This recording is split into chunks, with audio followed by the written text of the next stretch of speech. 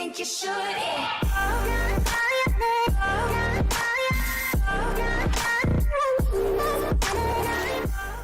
I want to apologize really quick. I actually really wanted to get this out yesterday on Sunday, but unfortunately you're gonna have to get this on Monday because I fell asleep yesterday and I basically slept for the rest of the day and I only woke up about 2 in the morning. So this video is gonna be out a little bit late. You're gonna be getting this on Monday. Obviously you know that because you're gonna be watching it on Monday. Hopefully it doesn't take too long to render the video. So anyways, we're here to talk about My Hero Academia episode 40 or season 3 episode 2. And, you know, episode 1 of season 3, or episode 39, was kind of, you know, padding, or kind of like fillery, kind of. But it didn't really feel like that for me, because it still felt like it was still trying to, you know, continue on with the story and what it's trying to tell, obviously, because they didn't just, like, show all, like, the swimming bullshit that was in the episode. I say that, but I just can't think of any other word to use other than that. So, in this episode, they set up that they're going to be doing, like, this training camp, and there's class 1A, and then there's class 1B, I'm pretty sure. I'm pretty sure that's what their classroom is called. But they're going to be there doing whatever they're doing. They're not going to be with the main, you know, cast, but they're going to be doing their own stuff. So the whole point of, like, this whole training camp kind of, I think this is going to be an arc, because I think I read this on the wiki. This is going to be like a kind of like a little arc. I don't know how long it's going to be, but it is going to be like an arc of them kind of, you know, at the training camp. And essentially, you know, it is what it is. It's a training camp. And at the end of episode 40, they actually start talking about, you know, they go back in what they did in season 1, you know, with like them like doing, like, throwing the ball. Remember that scene?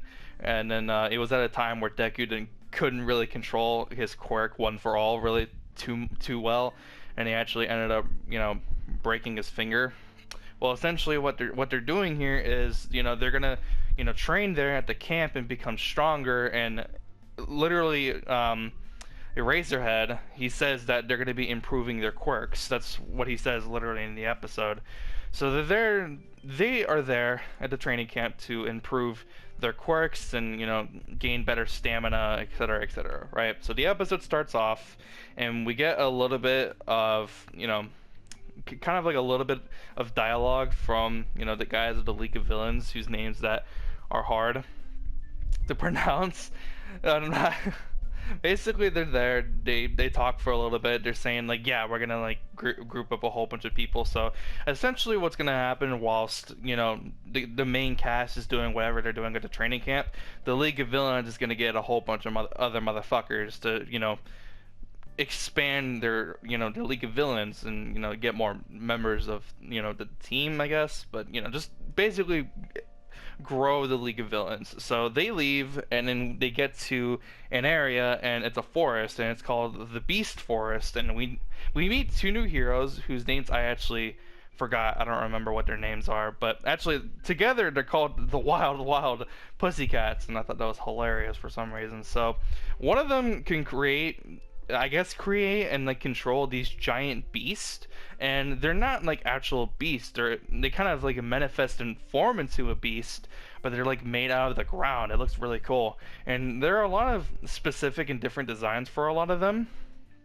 And when you first watch the episode, especially for me, when I watched the episode for the first time, I was watching it and I couldn't really tell if any of them looked different from each other. They didn't really look too different from each other, besides like a couple of them being able to fly. But there are a couple of scenes where, in different points of views, you can actually, you know, tell that they all do look a little bit different from each other, and it's pretty cool. It is pretty cool. And what I like about this part of the episode is everybody tries to do something. You know, so even if someone doesn't really have a quirk that's made for combat, they all work together as a team, and, you know, they get through the forest eventually. And the whole point was to get there before noon, because they were there at like 9:30, and they had 3 hours, you know, to get there to a specific location in the forest. I forget what they called it. It's a facility, I think.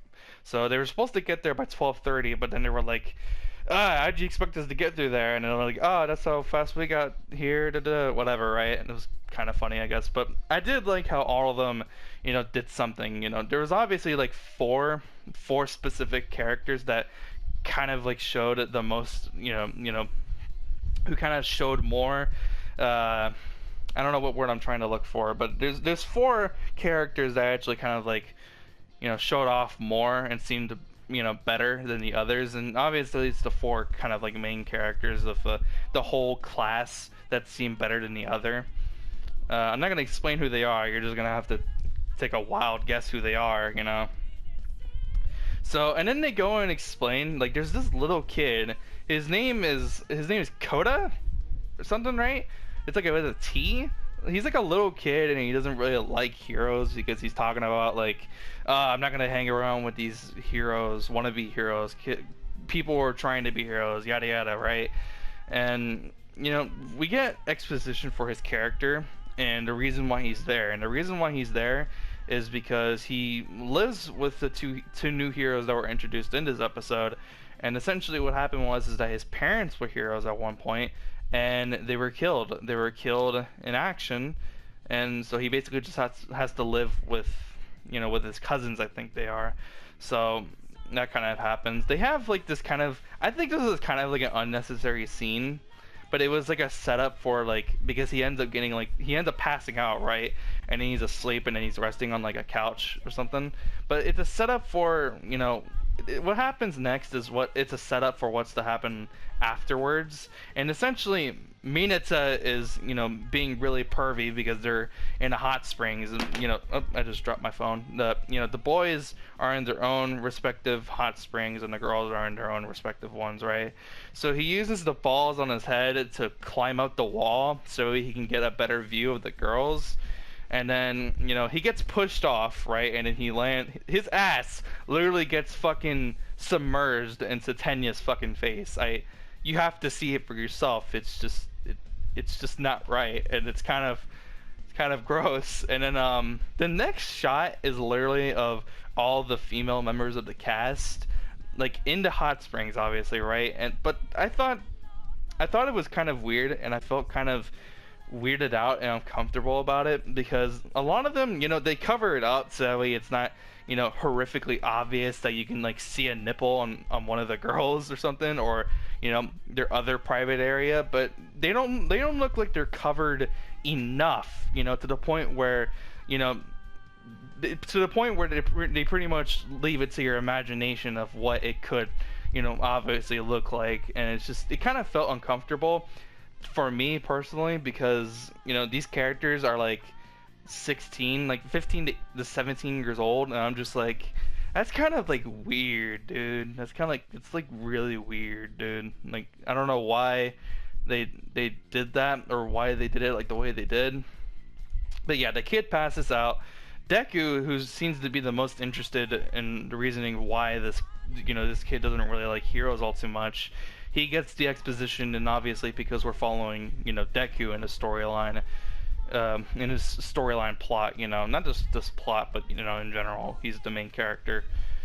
He learns the exposition of this Koda kid, and so do we, because we're watching the show. And yeah, his parents are dead. They used to be heroes, and now he's just like, he doesn't really care about heroes anymore. He doesn't really understand why anybody would want to be a hero. He kind of gave off like a vibe like Boruto from the Boruto anime. Like how Boruto is kind of like, oh, why does my dad have to be the Hokage? Why does the Hokage gotta do this and that? And other fucking unnecessary bullshit that pisses me off half of the time. But the next scene of the episode is, it's early in the morning, they're getting ready, and Mr. Aizawa, whatever his fucking name is, Eraserhead, is like, oh yeah, we're gonna do like this like kind of thing like he did in the past. Bakugo's given a ball, and then he has to throw it and exceed his previous record from the first season, right? So he throws it, and it was like 705.2 meters, right? And then one of the other characters is like, oh, he's gonna be able to throw it like a fucking kilometer, right? That's not exactly what he says, but he says he's gonna be able to throw it like towards like a kilometer. So he throws it, and he uses his quirk, explosion, to be able to throw it farther. And it barely goes any further than it already was. It went like from 705 to 709, so it didn't even go any further than it already was. And so that's what, and then Eraserhead starts explaining like, yeah, with some increased stamina and improvement to, you may have gotten increased stamina, but your quirks haven't improved. So for that, they're gonna start improving their quirks. They're gonna start to get better, and they're gonna work so hard to the point where they're gonna wish they're gonna want to die. And then he kind of jokes at the end of the episode and says, "But try not to actually die." And I was like, "Oh, okay." And so the episode ends. We get a final couple of scenes with potential members for the League of Villains, and it pretty much ends off there. And then we get the preview. And the next episode, they're going to be doing lots of training that looks very interesting.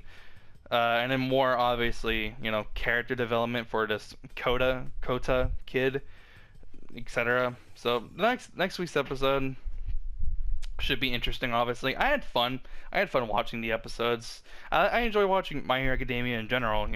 So regardless of what some people might think about these next couple episodes and how it's kind of like this whole training arc, and that's not what people really want per se, I think of it in the sense that, remember in Naruto Shippuden where Naruto was trying to learn how to use the Rasen Shuriken, and how they show like a couple episodes of him trying to improve and get better and actually learn how to use, have better chakra control, or be able to use his proper nature transformation, which is wind, and then apply the wind release onto his Rasengan and then turn it into the Rasen Shuriken.